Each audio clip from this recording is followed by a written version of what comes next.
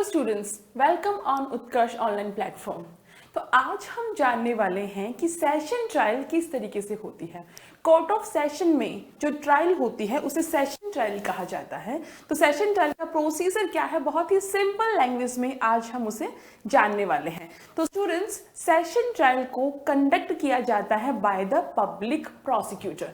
Public prosecutor जिसके बारे में प्रोविजन सीआरपीसी की सेक्शन 24 में दिया गया है, जिसको हम बोलचाल की भाषा में सरकारी वकील भी कहते हैं। तो पब्लिक प्रोसिक्यूटर जो होता है वो सेशन कोर्ट में सरकार की ओर से प्रस्तुत होता है।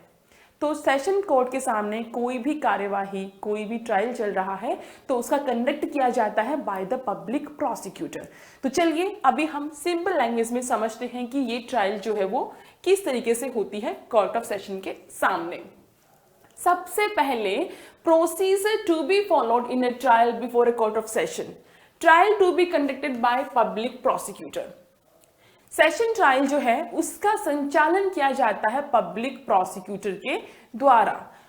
फिर पब्लिक प्रोसिक्यूटर जो है वो ये बताता है कि अभियुक्त जो है उस पे कौन से अपराध का आरोप लगाया गया है, ये बताया जाता है और वो उसको किस तरीके से प्रूव करेगा। क्योंकि प्रोसिक्यूशन का संचालन कौन कर रहा है? Public prosecutor. तो प्रूव करने की जिम्मेदारी किस पे है? पब्लिक प्रोसिक्यूटर पे। तो वो ओपनिंग केस फॉर प्रोसिक्यूशन करेगा। एंड देन अगर कोर्ट को लग रहा है, पीपी साहब ने जो भी दस्तावेज प्रस्तुत किए हैं, जो भी बताया है, उसके बताने के बाद में जो सेशन जज है उनको लग रहा है कि कोई भी आधार नहीं है या मामला जो है उसमें ग्राउंडलेस है, तो वो डिस्चार्ज कर सकते हैं अक्यूज्ड को।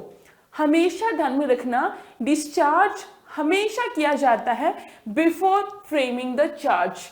वंस चार्ज्ड आर फ्रेम्ड, उसके बाद में अभियुक्त को डिस्चार्ज नहीं किया जा सकता। उसके बाद में या तो उसका कन्विक्शन होगा या एक्विटल होगा। तो डिस्चार्ज कर दिया जाएगा अगर मामला नहीं बन रहा है या ग्राउंडलेस मामला है। तो फिर लगता है कि मामला बन रहा है, अपराध किया गया है, तो चार्ज फ्रेम किए जाएंगे बाय द सेशन जज।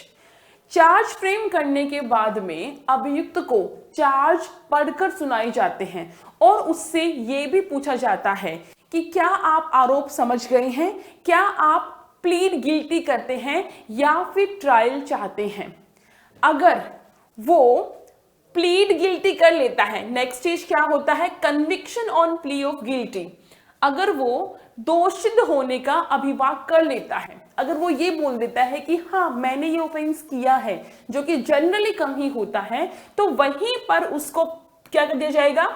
वहां पर ही उसको दोष सिद्ध कर दिया जाएगा, कन्विक्शन कर दिया जाएगा, आगे की कोई भी प्रोसेस नहीं होगी। लेकिन अगर वो प्लीड गिल्टी नहीं करता है और वो ये बोलता है कि वो ट्रायल चाहता है, तो उसके बाद में सबसे पहले प्रोसिक्यूशन के एविडेंस होंगे। तो उसके बाद में डेट दी जाएगी for the prosecution evidence. Prosecution evidence की डेट दिए जाने के बाद में एविडेंस लिए जाएंगे प्रोसिक्यूशंस के। जो भी एविडेंस उनकी ओर से प्रस्तुत किए गए हैं वो सारे लिए जाएंगे, उनकी एग्जामिनेशंस की जाएंगी। एग्जामिनेशंस 3 प्रकार की होती है, मेन एग्जामिनेशन एंड जिसे बोलते हैं हम chief examination, examination in chief, then cross examination and then कोई अगर चाहे तो री एग्जामिनेशन। तो वो एग्जामिनेशंस वगैरह होंगी। और उसके बाद में प्रोसिक्यूशन के विटनेस हो चुके हैं, उसके बाद में अगर लगता है, प्रूव हो जाता है, नहीं प्रूव नहीं कर पाते हैं वो अपना मामला, तो अभियुक्त को दोष मुक्त कर दिया जाएगा। प्रोसिक्यूशन के विटनेस के बाद में दोष मुक्त भी हो सकता है अगर उन्होंने अपना मामला प्रूव नहीं किया है। और अगर दोष मुक्त नहीं किया जाता है तो उसके बाद में फिर क्या होगा?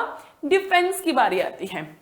डिफेंस की बारी आती है, डिफेंस अपने साक्ष्य प्रस्तुत करेगा और उसके बाद में आर्ग्यूमेंट्स होंगे, अंतिम बहस होगी, बहस लिखित भी दे सकते हैं।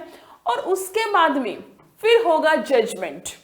जैसा कि मैं आपको बता चुकी हूं, एक बार चार्ज फ्रेम कर दिया जाता है तो उसके बाद में या तो कन्विक्शन होता है या फिर एक्विटल होता है। तो बाद में फिर जजमेंट होगा या तो एक्विटल का या फिर कन्विक्शन का। और अगर अभियुक्त पहले से भी कन्विक्टेड है, मतलब पहले उसने कोई ऑफेंस किया था, उसकी ट्रायल भी हुई थी, कन्विक्ट भी किया गया था, तो फिर उसको इनहेंस्ड पनिशमेंट मिलेगी।